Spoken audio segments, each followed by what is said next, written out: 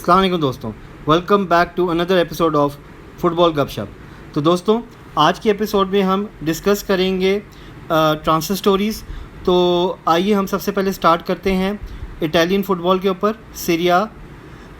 जैसे कि आप जानते हैं कि जुवेंटस जो हैं उनको स्ट्राइकर की ज़रूरत है, तो उन्होंने सुआरेज़ को लेने की कोशिश की थी बार्सिलोना से, लेकिन वो उनको नहीं ले सके। तो इसलिए अब जो है उन्होंने अपनी जो फोकस है वो जेको पे कर दिया है। एडिन जेको जो रोमा के लिए खेलते हैं।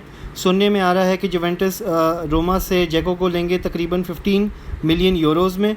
तो उसके साथ साथ जो है रोमा जो है वो नेपोली से डील कर रहे हैं। उनके नेपोली के प्लेयर हैं एरिक मिलिक जो हैं पोलिश इंटरनेशनल हैं। अपेरेंटली उनकी जो कोटेड प्राइस है वो तकरीबन 20 मिलियन यूरोज़ है अप फ्रंट, और उसके साथ साथ 8 मिलियन यूरोज़ है एड ऑन्स पे। तो लगता है कि काफ़ी चेंज होने वाला है इटालियन फ़ुटबॉल के अंदर। काफ़ी स्ट्राइकर्स की जो डील है वो होने वाली है, और तकरीबन मोस्टली इटालियन फ़ुटबॉल में जिस पे फोकस किया जाता है वो किया जाता है मोस्टली स्ट्राइकर्स पे, क्योंकि उसकी रीज़न ये होती है क्योंकि इटालियन फ़ुटबॉल का जो सेटअप होता है वो तकरीबन डिफेंसिव होता है। तो उनको बहुत अच्छे गोल स्कोरर्स चाहिए होते हैं जो कि दूसरे एंड पे कम से कम 1 या 2 गोल कर सकें और ऑलमोस्ट 20+ गोल्स कर सकें। तो इसलिए अब आपको आने वाले दिनों में ज़्यादातर जो इटालियन फ़ुटबॉल में नज़र आएंगे तो वो स्ट्राइकर्स की मूव होगी। उसके साथ साथ अब हम आगे चलते हैं लुइस सुआरेज़ के ऊपर। जैसे कि आप जानते हैं लुइस सुआरेज़ जो हैं वो बार्सिलोना में उन्होंने 2015 में ट्रेबल जीती, champions league plus Spanish league और स्पेनिश कप। लेकिन जैसे ही साल गुजरते जा रहे हैं उनकी जो कह लें कि प्लेइंग परफॉर्मेंस है वो गिरती जा रही है। ज़ाहिर बात है क्योंकि उनकी एज बढ़ रही है। तो नज़र ये आ रहा है कि बार्सिलोना वाले वो चाहते हैं, चूँकि सुआरेज़ काफ़ी हैवी कॉन्ट्रैक्ट पे हैं, तो बार्सिलोना जो है वो अपनी वेजेस जो है वो कम करवाना चाह रहे हैं। इस वजह से बार्सिलोना ने ऑफ़र किया था काफ़ी सारे क्लब्स को सुआरेज़ को, और सुआरेज़ जो थे वो काफ़ी हद तक जुवेंटस के लिए इंटरेस्टेड थे। बट सुनने में ये आ रहा है कि एटलेटिको मैड्रिड जो हैं वो अब लुइस सुआरेज़ को जो है वो लेंगे। सिमियोनी जो है वो बेसिकली ये चाहते हैं कि डिएगो कोस्टा जो है वो इतनी उनको ऑफ़र नहीं करते अप फ्रंट, और सुआरेज़ जो है वो जोआओ फिलिक्स के साथ एक अच्छी कॉम्बिनेशन पार्टनरशिप बनाकर एक नई फॉरवर्ड लाइनअप बना सकें। तो देखिए दोस्तों कि अगर सुआरेज़ एटलेटिको को ज्वाइन करते हैं तो एक बहुत बड़ी मूव होगी। तो आगे हम चलते हैं। जो नेक्स्ट ट्रांसफ़र स्टोरी है वो है डेस्ट के ऊपर। डेस्ट जो है बेसिकली ये एक राइट बैक पोजीशन की खेलते हैं, बेसिकली राइट बैक हैं, और इनकी जो पहले सुनने में आ रहा था वो बार्सिलोना की टीम जो थी वो इनमें इंटरेस्टेड थी। उसके अलावा बायर्न म्यूनिख भी इंटरेस्टेड थे, लेकिन सुनने में आ रहा है कि बायर्न म्यूनिख ने जब से थियागो लिवरपूल चले गए हैं तो बायर्न म्यूनिख जो है वो ये चाहते हैं कि किमिच जो राइट बैक पोजीशन पे खेलते थे वो अब मिडफील्ड में मूव हो जाएं, और वो डेस्ट को जो है जाके ख़रीदें एएक्स से और उनको अपनी राइट बैक के तौर पे खिलाएं। हत्ता कि राइट बैक की पोजीशन पे उनके पास ऑलरेडी पावार्ड हैं जो कि फ्रेंच इंटरनेशनल है, जो वर्ल्ड कप जीते थे। बट वो ये चाहते हैं कि हर पोजीशन पे कम से कम 2 प्लेयर हों। तो जो प्राइस कोटेड एएक्स कर रहे हैं वो तकरीबन 25 मिलियन यूरोज़ है, बट बायर्न म्यूनिख ने सो फार अभी तक 15 मिलियन यूरोज़ ऑफ़र किए हैं। तो देखते हैं कि बायर्न म्यूनिख जो है वो एग्रीमेंट ये वाली कर पाते हैं या नहीं। तो आइए दोस्तों, अब हम चलते हैं इंग्लिश प्रीमियर लीग की तरफ। आज हम डिस्कस करेंगे लिवरपूल के ऊपर। लिवरपूल काफ़ी एक्टिव नज़र आ रही है।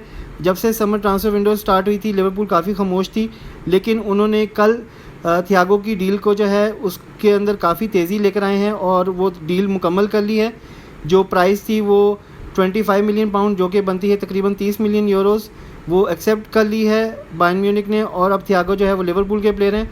उसके साथ साथ जो एकदम जो तेज़ी आई है उनकी ट्रांसफ़र में लिवरपूल के, वो ये सुनने में आ रहा है कि वो एक विंगर में इंटरेस्टेड थे।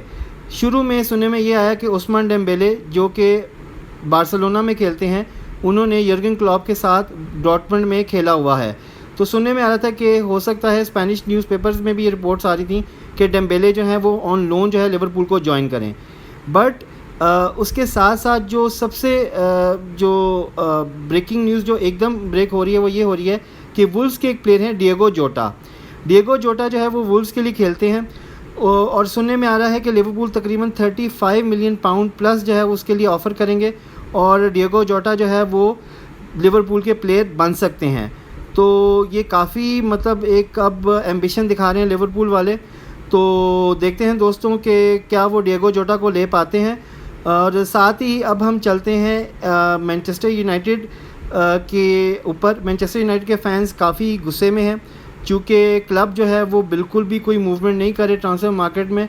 वैन डर बीक की ट्रांसफ़र मूव के बाद सुनने में यह था कि हो सकता है कि जेडन सांचो जो है वो लिए जाएं, लेकिन अब ख़बरें ऐसी आ रही हैं कि जिसमें ये पता चल रहा है कि कुछ ऑल्टरनेटिव मतलब नेम्स आना शुरू हो गए हैं। शुरू में ये था कि शायद लोन पे लिया जाए, लेकिन अब सुनने में आ रहा है कि शायद लोन पे ना लिया जाए, यंगर प्लेयर्स को जो है उनको शायद जो है ना उनकी प्रायोरिटी हो। तो उसमें जो उभरता हुआ नाम आया है वो है इस्माइल सार का। इस्माइल सार जो है वो वॉटफोर्ड के लिए खेलते हैं। वॉटफोर्ड जो थी वो रेलीगेट हो गई थी, तो वॉटफोर्ड को पैसों की भी ज़रूरत है क्योंकि कोविड-19 में फ़ाइनेंशियल जो हालात हैं काफ़ी बुरे हैं। तो हो सकता है कि इस्माइल सार जो हैं वो मैनचेस्टर यूनाइटेड को ज्वाइन करें। जो कोटेड प्राइस आ रही है वो तकरीबन 36 मिलियन यूरोज़ है, जो लगभग 30-31 मिलियन पाउंड बनती है। तो देखते हैं कि मैनचेस्टर यूनाइटेड अगर वो सांचो को नहीं ले पाते तो क्या वो इस्माइल सार को लेंगे, क्योंकि इस्माइल सार जो थे वो लिवरपूल के भी टारगेट थे। तो लिवरपूल जो है उन्होंने सडनली डिएगो जोटा को बना लिया है एज ए ट्रांसफ़र टारगेट, और हो सकता है कि शायद इस्माइल सार जो है वो मैनचेस्टर यूनाइटेड के पास ना चले जाएं। तो आने वाले दिन जो हैं वो ट्रांसफ़र विंडो बहुत ज़्यादा एक्साइटमेंट वाले हैं क्योंकि काफ़ी क्लब्स हैं जिन्होंने अभी भी ट्रांसफ़र्स करनी है। स्पर्स ने ऑलरेडी बेल और रेगुलर को ख़रीद दिया है। तो देखते हैं कि आने वाले दिनों में और कौन कौन सी ट्रांसफ़र मूव्स होती हैं। तो दोस्तों आज के एपिसोड में सिर्फ इतना ही। तो प्लीज़ कीप वॉचिंग फुटबॉल गपशप। आप प्लीज़ इस चैनल को सब्सक्राइब करें, अपने व्हाट्सएप ग्रुप्स में इसको प्लीज़ स्प्रेड करें, और कोई कमेंट करें। कोई अगर आप इम्प्रूवमेंट चाहते हैं या कोई आपने किसी के बारे में क्यूरी करनी हो तो आप कर सकते हैं। सो थैंक यू दोस्तों फॉर वॉचिंग फुटबॉल गपशप। So see you in next episode. Thank you.